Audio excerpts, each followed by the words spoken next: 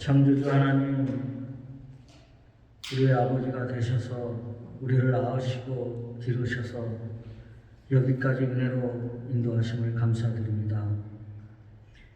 우리들뿐만 아니라 인류를 사랑하시고 우주를 보존하셔서 하나님 나라의 완성을 통하여 영원히 아버지와 함께 할 수 있는 축복을 주신 하나님 아버지를 찬양합니다. 지극히 크신 아버지의 사랑을 깨닫지 못하고 살아가고 있는 우리의 허물과 연약함, 믿음 없음을 긍휼히 여겨주옵소서. 아버지 하나님, 우리는 하나님의 약속으로 아버지의 자녀로 거듭났음을 고백하며 믿어 의심치 않습니다. 그러니 이제는 이 땅을 자녀답게 살아가게 하옵소서. 이 땅에서 살아가는 인생길이 광야이기에 우리의 시각으로 이해할 수 없는 사건들이 우리를 힘들게 하지만 광야를 넘어 가나안을 바라보며 소망 가운데 순종의 믿음으로 나아가게 하옵소서. 자녀된 우리가 아버지의 마음을 헤아리기를 원합니다. 우리가 아버지를 잘 알지 못함을 고백합니다. 아버지가 어떤 분이신지, 어떤 성품을 가지셨는지, 어떻게 우리를 사랑하시는지 많이 듣고 배웠지만 경험으로는 무지했음을 고백드립니다. 하나님 아버지, 우리의 일상의 삶이 자연 만물과 성경 속에서 우리 아버지 되신 하나님을 경험해 가기를 기도합니다. 매일매일의 일상 속에서 아버지와 동행하는 삶을 이어가게 하옵소서. 아버지를 알아가는 기쁨이 우리의 진정한 기쁨이 되게 하여 주옵소서. 질그릇 공동체가 아버지의 사랑을 알아가고 전하는 통로가 되게 하여 주옵소서. 오늘 드리는 예배와 교제 가운데 서로 성품 속에서 아버지의 성품을 발견하는 은혜가 있기를 기도합니다. 지금까지 인류가 존속되기 위해 필요를 채워주신 하나님, 길그릇 공동체의 필요를 채워주실 것을 믿습니다. 우리 각자의 기도 제목, 공동체의 기도 제목들이 아버지의 선하신 뜻 안에서 이루어지기를 기도합니다. 이 모든 기도를 창조주 하나님께서 인류를 구원하시기 위하여 인간의 몸을 입고 십자가에 달리시고 부활하셔서 인류에게 영생의 소망을 주신 우리 주 예수님의 이름으로 기도드렸습니다. 아멘.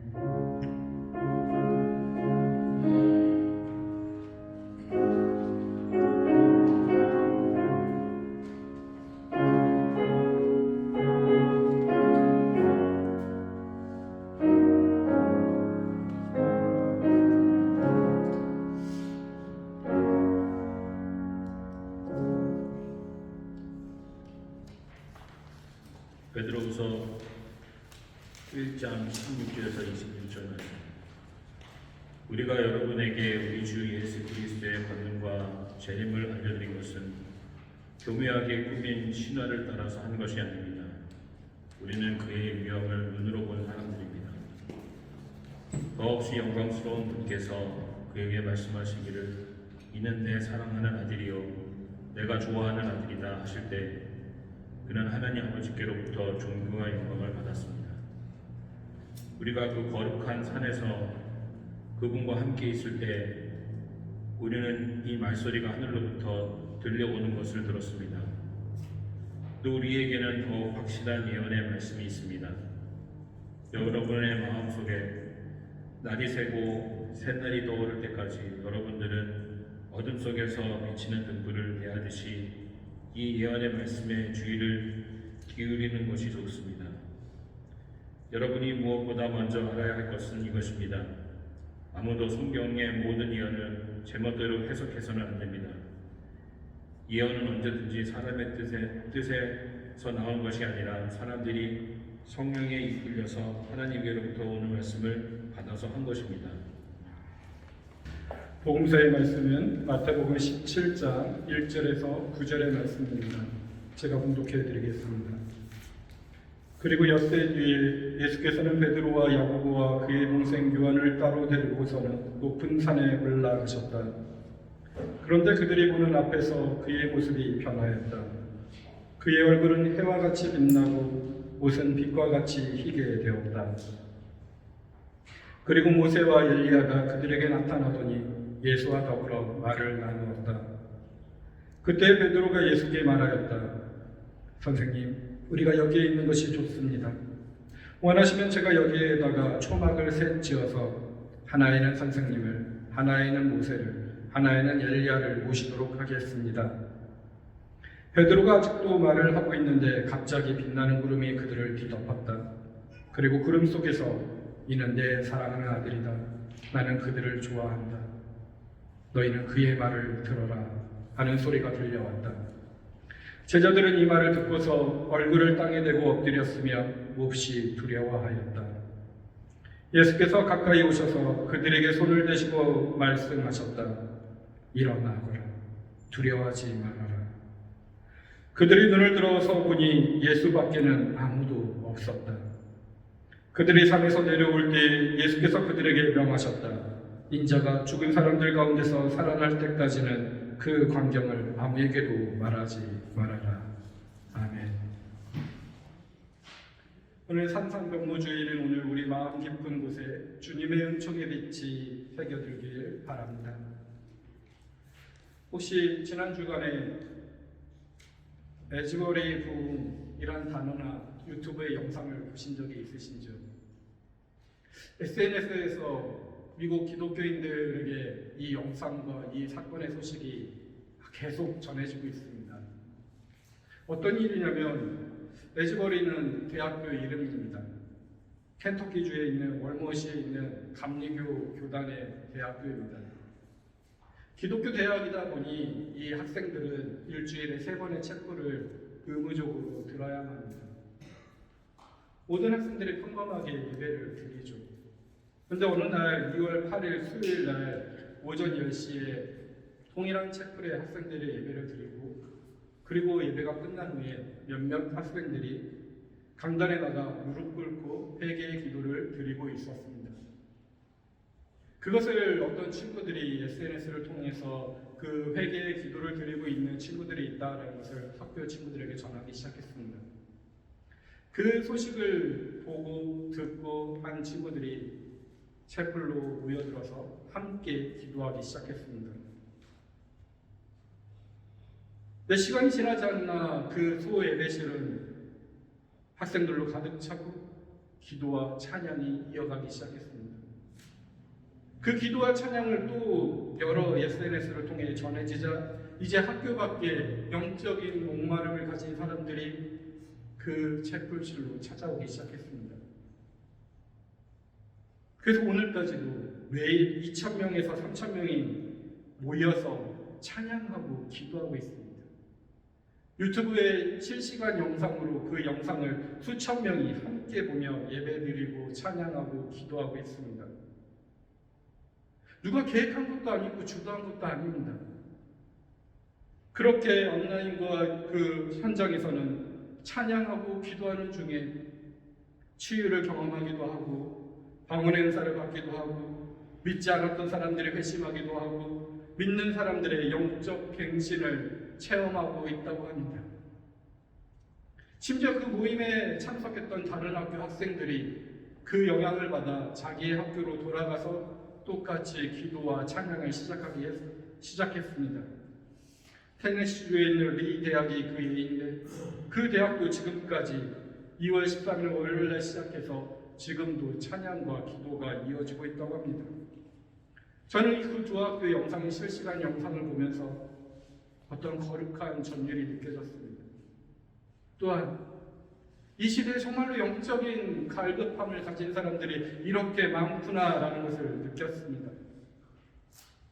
그렇지만 그러한 사건은 자주 일어나지 않습니다. 이 캘리포니아에도 수많은 기독교 대학이 있습니다. 그 대학도 3번씩 일주일에 체프를 드립니다. 이 영상을 보고 몇몇 학생들이 나가서 앞에서 기도한다고 그러한 일들은 일어나지 않습니다. 간헐적으로 일어납니다. 근데 간헐적이라도 이 사건이 일어난 이유가 무엇일까 곰곰이 묵상해 봤습니다. 그것은 하나님께서 내가 여전히 너희들과 함께하고 있다. 하나님의 임재가 있음을 망각하지 말아라 말씀하는 듯 느껴졌습니다. 내가 이렇게 시퍼렇게 살아있다. 내가 지금도 역사하고 있음을 너희는 왜 믿지 못하고 갈급하느냐 말씀하는 듯 들렸습니다. 그런 상황 가운데서 이런 걸 보면서 저는 마음의 중심을 잘 잡아야겠다라는 생각이 들었습니다. 우리의 마음의 중심은 똑같은 신비한 현장이 내 앞에서 일어나기를, 우리 교회에서 그런 일이 일어나기를, 우리 학교 체플 시간에 일어나기를 원하는 마음에 집중할 수도 있습니다. 하지만 그런 똑같은 현상이 나에게 일어나는 것이 아니라 지금 이곳에서 나와 함께 하시는 성령님의 임재에 눈을 떠야 되지 않을까요? 그 성령님께 집중해야 되는 것입니다. 그 에즈버리 대학교에서, 리 대학교에서 역사하시는 성령님은 분명히 지금 우리 안에 그리고 우리 가운데 역사하고 계심을 믿으셔야 됩니다. 그러니 우리의 마음의 중심은 그 성령님의 만지심을 사모하고 갈망하는 곳에 있어야 되는 것입니다. 우리는 분명히 성령님을 통제할 수도 없고 관리할 수도 없습니다. 그런 일을 우리 뜻대로 일어나게 할 수 없는 것입니다. 그저 그분의 주권적인 역사에 우리 자신을 열고 준비할 뿐입니다. 하지만 분명한 것이 있습니다. 우리가 그분을 터치를 갈망하는 것보다 그분이 우리를 만지시기 더 간절히 원한다는 것을 저는 믿습니다. 우리는 그냥 우리의 삶 속에서 성령님께서, 하나님께서 역사하실 공간을 조금 만들어내면 됩니다. 그러면 그분이 비집고 들어와서 일하십니다. 거기에 우리는 맡겨야 됩니다. 어둠과 같은 나의 마음일지언정 그 샛별 같은 주님이 내 마음에 찾아 들어와서 우리를 새로운 길로 인도하실 것입니다. 우리 안에 성령님께서 그분의 임재를 드러내는 순간처럼 황홀하고 신비한 일은 없을 것입니다. 이 신비가 오늘 우리에게도 허락되어 있음을 믿고 강구하시길 간절히 바랍니다. 베드로후서는 이런 마음으로 지금 베드로후서의 편지를 받는 교회 공동체에게 편지를 쓰고 있다고 묵상이 되었습니다. 어둡고 절망스러운 영적인 상황입니다. 그런 이들에게 베드로는 편지합니다. 오늘 베드로후서 1장 16절의 말씀부터 보겠습니다. 16절은 이렇게 기록되어 있습니다. 우리가 여러분에게 우리 주 예수 그리스도의 권능과 재림을 알려드리는 것은 교묘하게 꾸민 신화를 따라서 한 것이 아닙니다. 우리는 그의 위엄을 눈으로 본 사람들입니다. 지금 이 구절을 미루어서 생각해보면 베드로후서의 이 편지를 받는 교회의 공동체는 어려움에 처해 있습니다. 말씀의 구절을 보니 교묘하게 꾸민 신화를 따라서 한 것이 아니라고 표현합니다. 교묘하게 꾸민 신화로 지금 모욕을 당하고 있다는 것을 반증해 보입니다. 왜냐하면 교인들은 십자가에서 죽으신 예수님을 믿는다고 그 교회 공동체에 참여했습니다. 부활하신 주님을 믿었습니다. 승천하신 그 주님을 믿었습니다. 그리고 다시 오시겠다는 약속을 믿었습니다. 특별히 다시 오시겠다는 그 약속의 믿음을 가지고 자신이 참여한 신앙의 공동체가 어려움을 당해요. 박해를 받아요. 그 신앙을 가지고 있다가 죽음을 당하는 일이 있더라도 견뎌냈습니다. 곧 주님이 오실 거라는 기대감에 그 소망.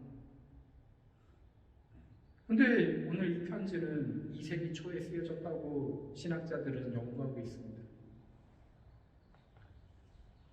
10년이 지나고 100년이 지나도 다시 오실 것 같은 주님은 오시지 않습니다.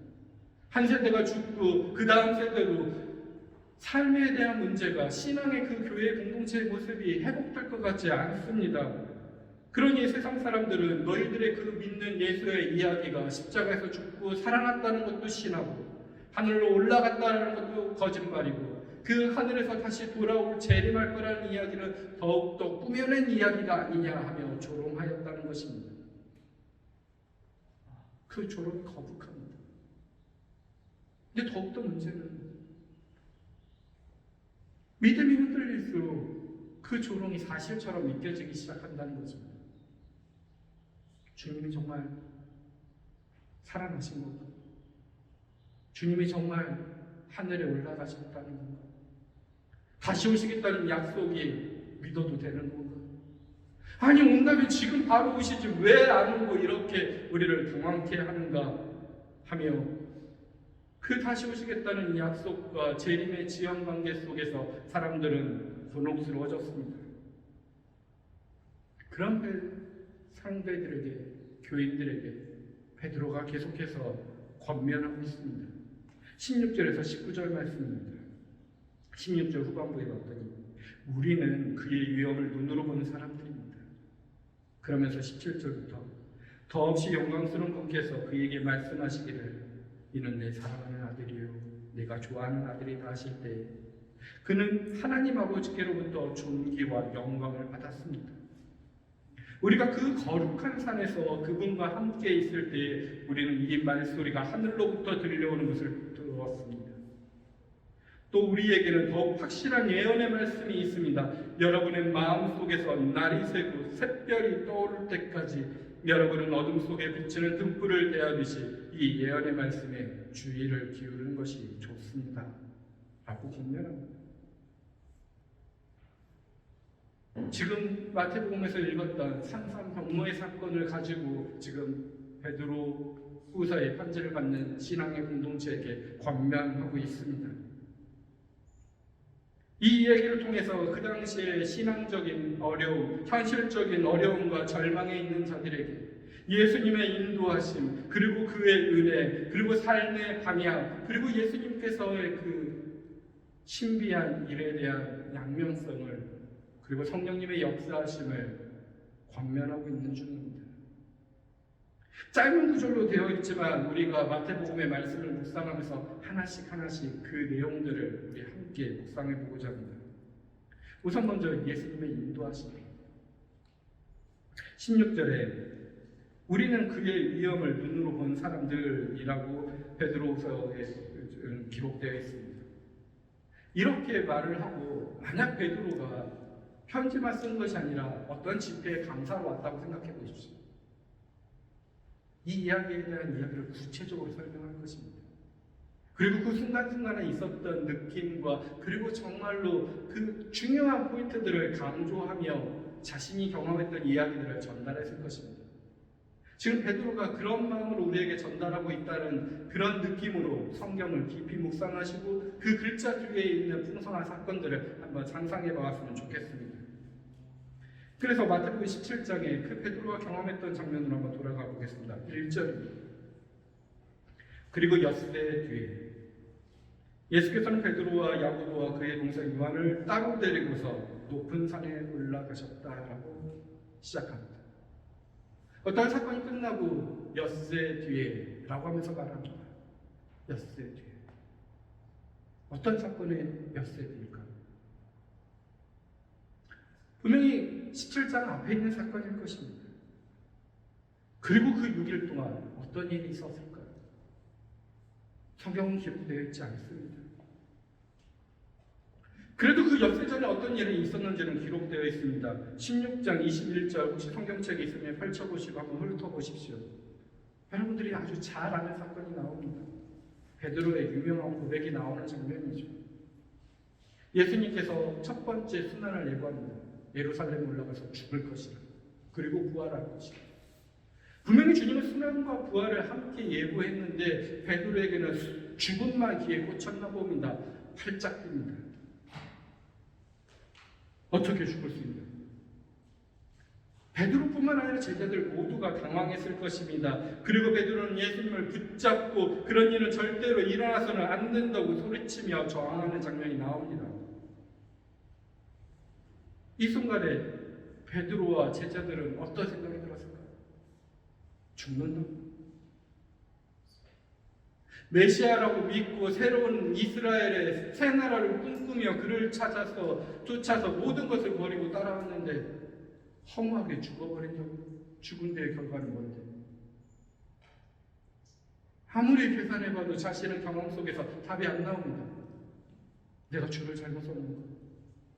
도대체 이 죽는다는 예수를 따라가도 되는 건가? 아니면 갈아타야 되나? 새로운 지도자를 찾아야 되나? 이 함께하는 걸음에서 나는 빠져나와야 되는가? 마음속에서는 막 갈등이 일어났을 것입니다. 한편으로는 예수님을 따르고자 하는 순수한 신앙의 열방이 그를 붙잡을 수도 있었고, 다른 한편에서는 자기의 미래에 대한 현실적인 걱정과 불안이 팽팽히 그를 붙잡아 당기고 있었을 것입니다. 이런 혼란과 긴장 속에 시간이 흘러갑니다. 그것도 6일입니다. 여러분이 누군가를 리더라고 믿고 따라가고 있는데 그와 한 평생을 지내고 있는데 어떤 문제가 생겼는데 6일 동안 답을 안 줍니다. 그 리더에게 어떤 마음이 생기실까요?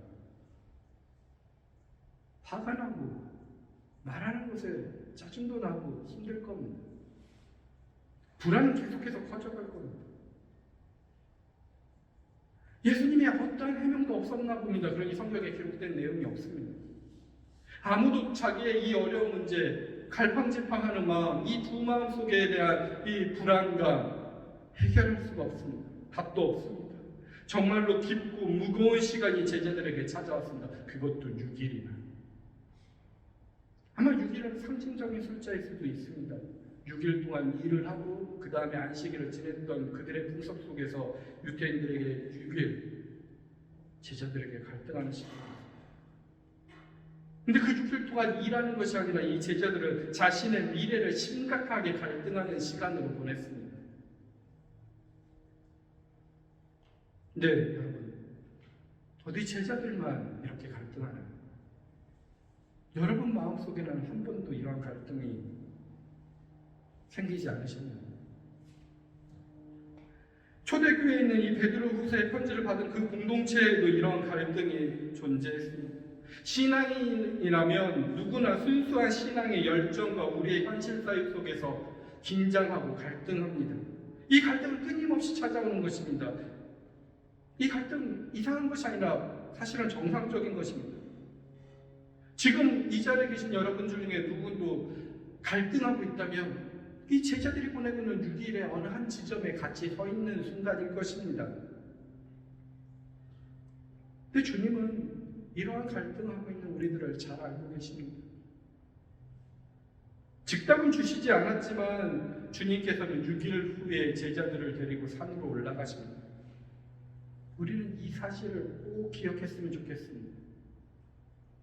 우리의 주님은 6일간 답을 찾지 못해서 갈등하던 제자들을 데리고 산으로 올라가셨고 그곳에서 바로 하늘의 음성을 들려주시면서 두려움을 걷어가셨습니다. 바로 그분께서 갈등하며 영리하는 우리 모두를 주님이 계획하신 그곳 어딘가로 데리고 가셔서 그곳에서 하늘의 음성, 하늘의 신비함으로 우리에게 체험을 하게끔 하시며 두려움을 거두어 주시고 그 불안에서 해방케 하시려고 우리를 인도하시는 중이라는 것을 믿으시길 바랍니다.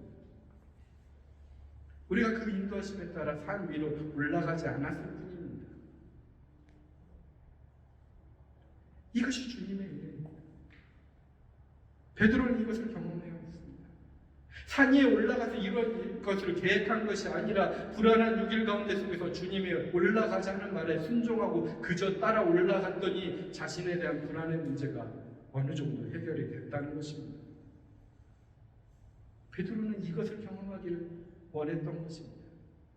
그리고 이 편지를 읽고 있는 오늘날 우리들도 이것을 경험하기를 원하며 말씀하고 있는 것입니다. 베드로후서의 편지를 받았던 교인들 분명히 어려움이 있었습니다.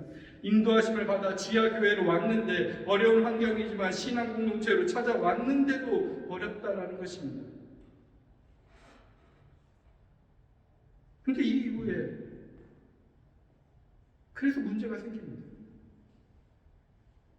베드로처럼 이 말씀을 들어서 나도 하나님의 인도하심을 받았는데 왜 계속해서 불안하고 두려움이냐는 것입니다. 내가 신앙을 가져서 하나님의 신비한 것을 만나고 하나님의 음성 같은 것을 듣는 체험을 해왔는데 왜 어렵냐는 것입니다. 그런데 이럴 때 이 베드로가 경험했던 산상체험의 산 위를 우리 깊이 한번 묵상해 봐야 됩니다. 오늘 복음서 말씀만 가지고 예수님께서 산 위로 그 제자 3명을 데리고 올라갔다. 그리고 신비한 일이 일어났다는 것 속에서는 그곳은 아주 신비한 장소로 우리는 상상이 됩니다. 근데 마태복음 전체를 읽어보십시오. 산 위가 어떤 장면으로 묘사되어 있는지 동일하게 기록되어 있지 않습니다. 마태복음 4장에 보면 여러분 또한 잘 알고 있는 예수님이 마귀에게 유혹받는 장면이 나옵니다. 특별히 4장 8절 이하에 보면 마귀가 예수님을 데리고 높은 산 위에 올라갑니다. 거기서 절망하면 모든 천하 만물을 다 너에게 주겠다고 그렇게 유혹하는 장면이 나옵니다. 그러니 잘 생각해 보십시오. 마태복음에서 전체에서 예수님의 영광스러운 변모가 산 위에서도 일어납니다. 마귀의 유혹도 산 위에서 일어났던 것입니다. 그렇게 마태복음 전체로 보자면 산 위라는 것은 그렇게 하나님과 마귀가 동시에 서 있는 장소이라는 것입니다.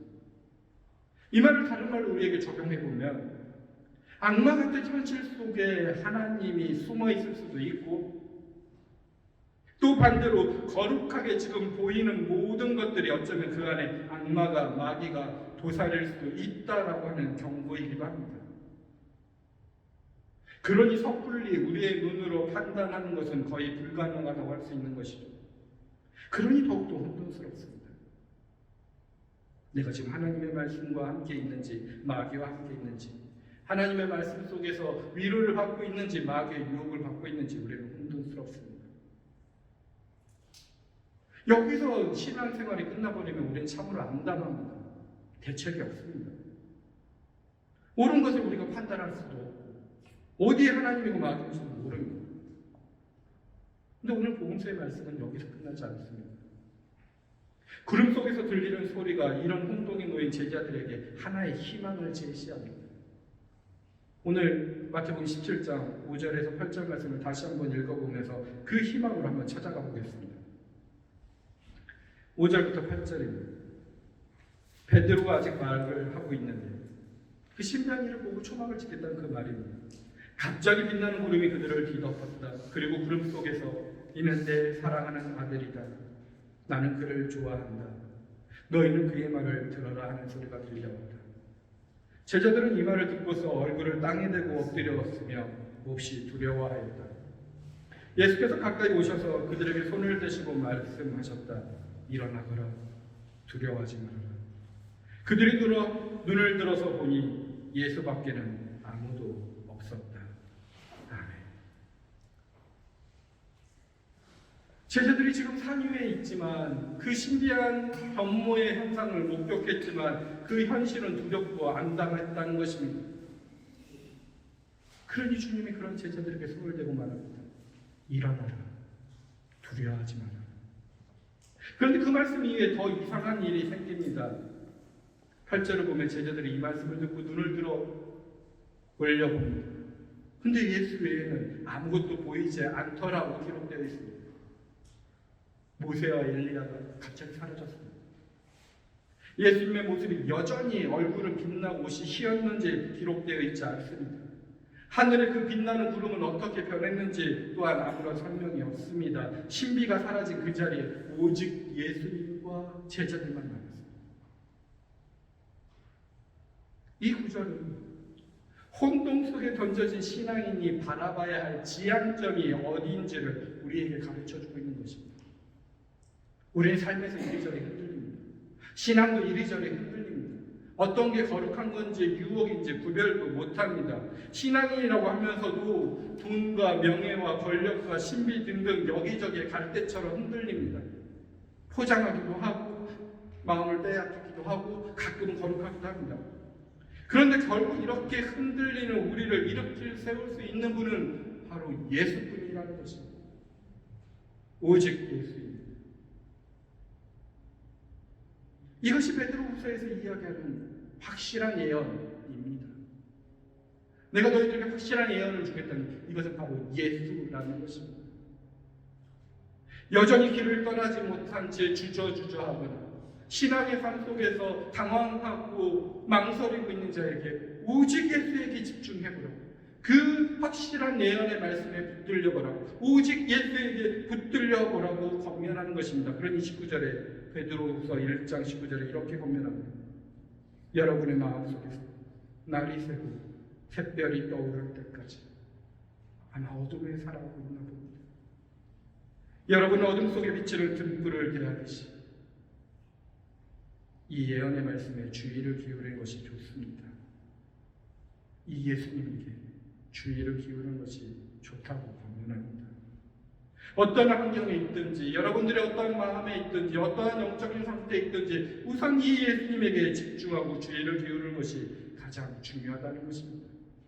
말씀에 붙들려 살기로 작정한다면, 이 오직 예수에게 붙들려 살기로 한다면 밤은 물러가고 새벽이 밝아올 것입니다. 어두움은 물러가고 그 새벽빛으로 온 빛으로 변화될 것입니다. 오직 예수입니다. 그가 우리의 희망입니다. 이제 복음서의 마지막 구절인 9절로 넘어가 보겠습니다. 9절에 보니 마태복음 17장 9절입니다. 그들이 산에서 내려올 때 예수께서 그들에게 명하셨다.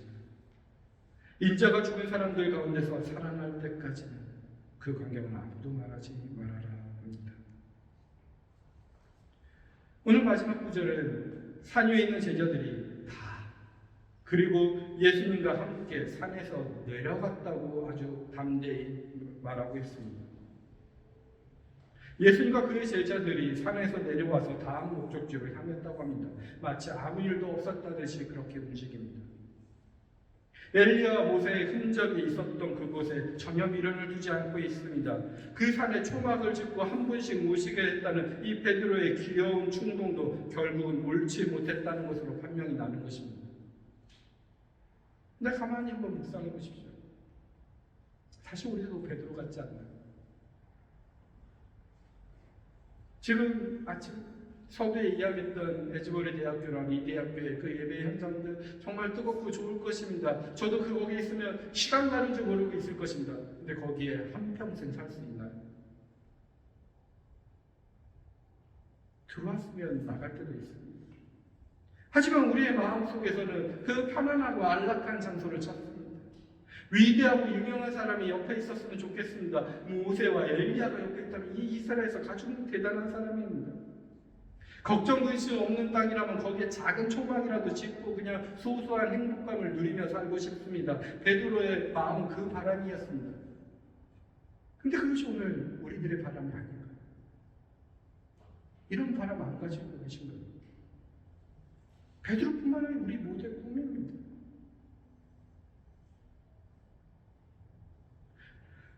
사실 우리 현실 뭔가 정리되어 있지 않고 뭔가 확실한 답도 없고 소란하고 혼란스럽습니다.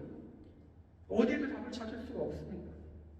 그래서 늘 주님이 계신 높은 곳으로 올라가기를 바라고 그 산 위에서 좀 더 수준 높은 사람, 좀 더 수준 높은 것들, 뭔가 다른 삶, 현실을 넘어선 신비한 체험을 우리는 꿈꾸곤 합니다.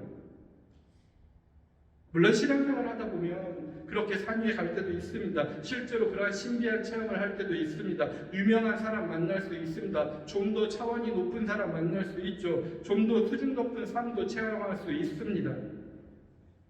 하지만 오늘 말씀은 거기에 머물러서는 안 된다는 것입니다. 올라가면 반드시 내려와야 하는 것입니다. 산 꼭대기의 경험은 이 이야기 전체 가장 짧은 한 부분입니다. 우리는 종종 강력한 방식으로 하나님을 명료하게 느끼고 체험하는 순간을 가질 수 있습니다. 이보다 더 확실한 체험은 없어 라고 하는 그러한 신비한 체험을 할 수 있습니다. 하지만 예수님을 따르는 우리의 삶이 항상 그렇게 선명한 것은 아니라는 것입니다. 모든 산꼭대기의 경험은 반드시 평범한 일상, 여전히 중요하지만 화려한 조명과 특별한 소리가 포함되지 않는 그러한 평범한 순간으로 옮겨져야 된다는 것입니다. 오늘 예수님과 제자들이 내려왔습니다. 내려왔을 때 어떤 일을 했나요? 그 17장 뒤에 있는 성경 본문을 한번 눈으로 훑어보십시오. 내려왔더니 산 아래 간질로 고생하는 아이들이 있습니다. 예수님과 함께 올라가지 않았던 제자들이 그 간질을 겪고 있는 아이 때문에 고생하고 있습니다. 근데 예수님은 곧장 내려와서 그 간질 아이를 고치고 제자들을 가르치는 중입니다. 겨자씨만한 믿음. 그 겨자씨만한 믿음이 있으면 산을 옮기겠다는 그러한 가르침을 주십니다. 여기에 중요한 메시지가 있습니다. 오직 예수라는 것은 더 확실한 그 예수를 믿는 신앙이라면 반드시 산 아래로 내려갈 줄 알아야 된다는 것입니다. 오직 예수의 믿음은 신비한 산 위에서 보여줄 것이 아니라 바로 산 아래에서 보여줘야 되는 것입니다. 간질병에 걸린 아이를 고치고 거기에 겨자씨만한 믿음을 신으며 살아가는 것이 진짜 신앙인이라는 것입니다. 여러분들의 소소한 일상 가운데, 그 평범한 일상 가운데 신비한 일이 없더라도 거기에 겨자씨만한 믿음을 신고 살아가는 것입니다. 우리가 교회 다니는 이유는 무엇입니까? 일주일에 한 번 이렇게 하나님 앞으로 나옵니다. 예배드리고 성도의 거룩한 교제를 나눕니다. 어쩌면 이것이 산 이외를 지내고 있는 것과 비슷할 것입니다. 하지만 교회는 여기에 머무르기 위해서 존재할까요? 아닙니다. 교회는 말씀으로 힘을 얻은 자들이, 주의 어떠한 위로를 받은 자들이 세상 속으로 들어가기 위해서 존재하는 것이 교회입니다. 여러분들 마지막 찬양할 때 일어섭니다. 왜 일어섭니까? 나갈 준비를 하는 것입니다. 하나님의 말씀을 듣고 하나님의 주신 힘을 가지고 세상으로 다시 입당하는 것입니다. 이것이 바로 교회의 목표고 우리의 예배의 목표인 것입니다. 주님은 우리의 손을 붙잡고 우리의 일상으로 산 밑으로 내려가고 계십니다. 그런 복된 예배의 삶이 우리 모두에게 충만하게 주님의 이름으로 축원드립니다. 그러면 한 가지 더 묵상해보자. 세상에 나아갈 때 그 산 위에 예수님의 신비한 면모만 우리는 기억하고 나갈 수는 없습니다. 물론 그것이 힘이 됩니다. 어두울 때 그 빛 대신 주님이 힘이 됩니다. 그런데 그 예수님의 양면성을 우리는 늘 기억해야 됩니다. 9절 말씀이 그것을 우리에게 더욱 알려주고 있습니다. 9절을 다시 보십시오. 그들이 산에서 내려오니 우리 일상으로 들어옵니다. 근데 예수님께서 갑자기 그들에게 명령하셨습니다. 인자가 죽은 사람들 가운데서 살아날 때까지는 그 광경을 아무에게도 말하지 마라. 신비한 것을 경험하고 있었는데 갑자기 인자가 죽은 사람들 가운데 속에서 죽음을 이야기합니다. 좀 엉뚱해 보입니다. 죽음과 부활을 이야기하고 갑자기 비밀로 하랍니다. 어찌 생각해보면 이 변화산의 사건과 이 죽음이 어떤 관계가 있을까 참 매칭이 안 됩니다. 그런데 이 마태복음의 말씀은 산상병원 사건 속에서 그 변화되었던 예수님의 모습에 우리의 초점이 잡혀있던 것을 갑자기 십자가로 돌리고 있는 중입니다. 즉 변화산의 그 빛나고 영광스러운 사건은 반드시 죽음, 십자가의 참혹한 사건과 함께 묵상해보라는 성경의 안내로 저는 묵상이 되었습니다.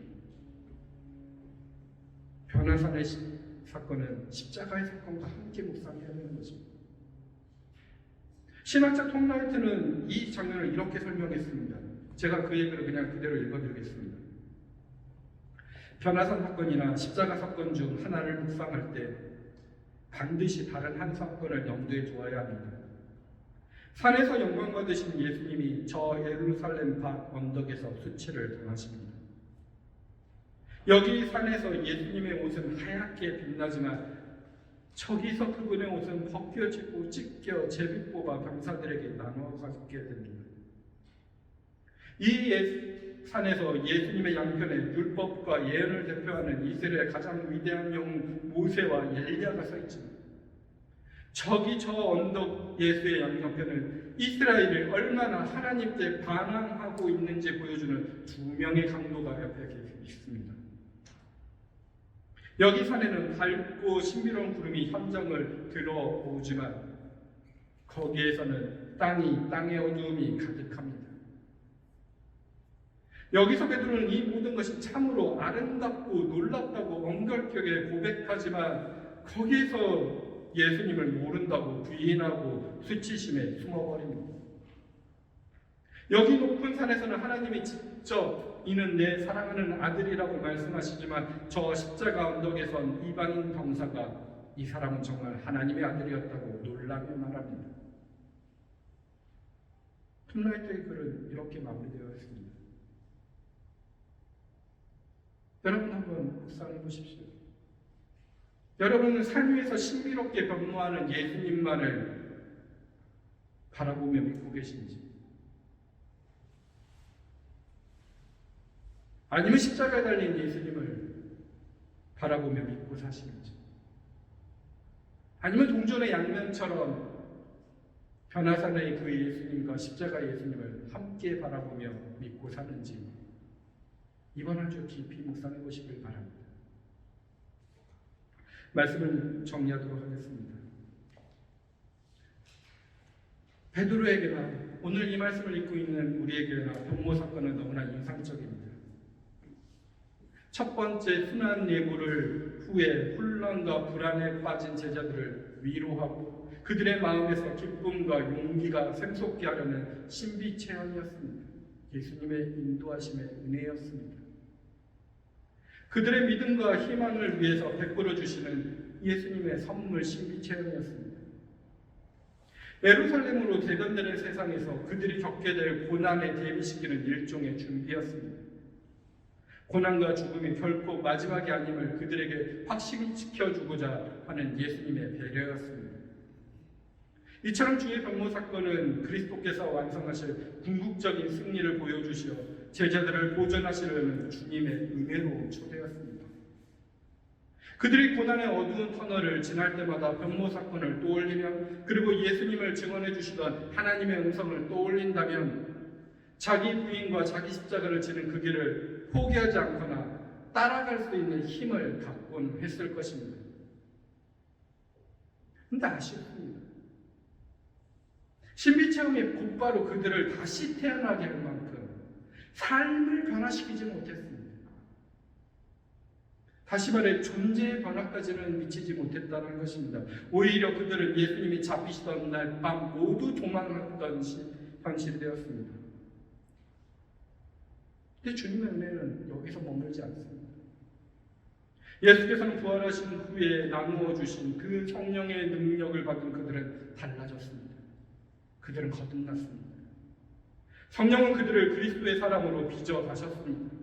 그들은 담대히 부활하신 그리스도를 전파했고, 그들은 이전과 전혀 달라졌고 사랑의 사람으로 소문나기 시작했고, 그들의 일상에서 점점 존재의 변화를 일구어 가기 시작했습니다.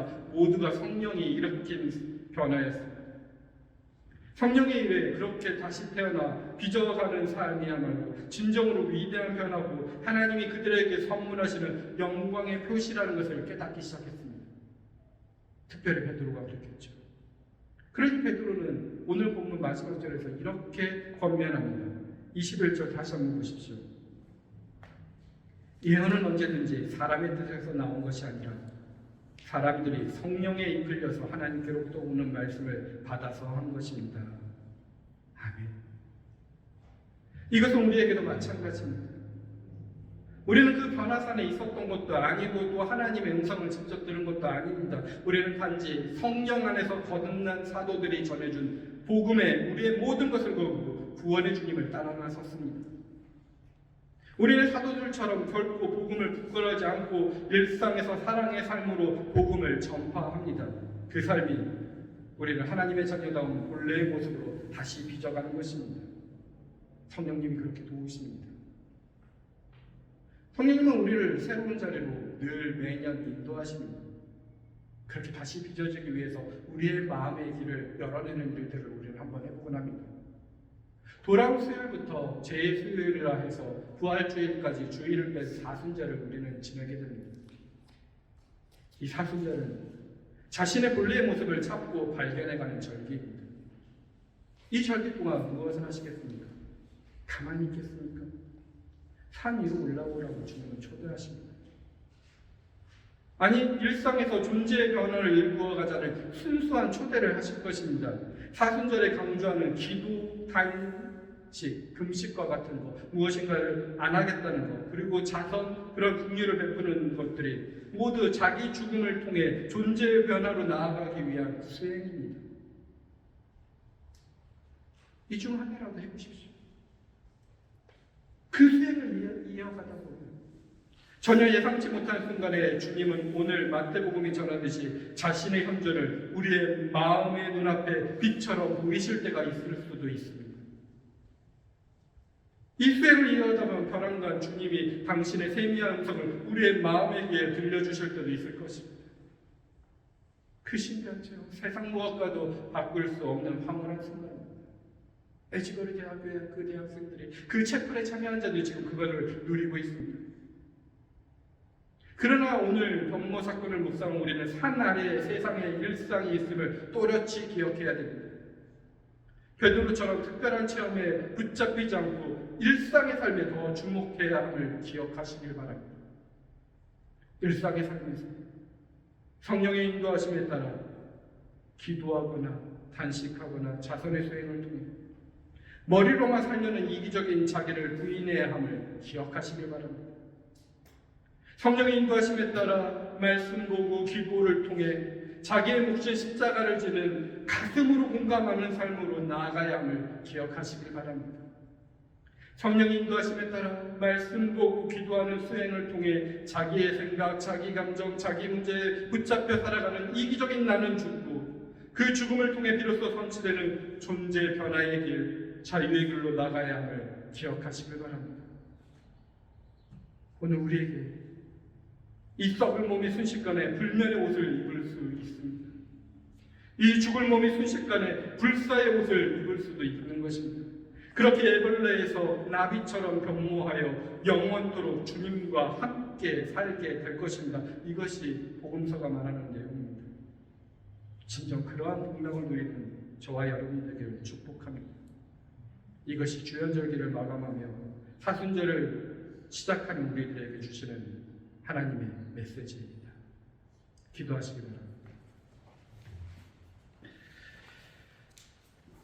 살아계신 하나님 아버지, 정말로 감사합니다. 주님께서 나를 위해 속삭이는 그 음성을 듣게 하십니다. 그 음성 앞에 오직 예수님만 바라보며 신앙의 승리를 이루게 하시고 예수님의 말씀으로 내가 변화되는 역사가 일어나게 하여 주시옵소서. 예수님의 이름으로 기도합니다. 아멘. 살아계신 하나님 아버지, 이 시간 물질로, 시간도, 그리고 땀으로 주님 앞에 드리는 이들을 기억하여 주시길 기도합니다. 우리의 봉사와 헌신이 오롯이 주님의 기쁨이 되도록 축복하여 주시옵소서.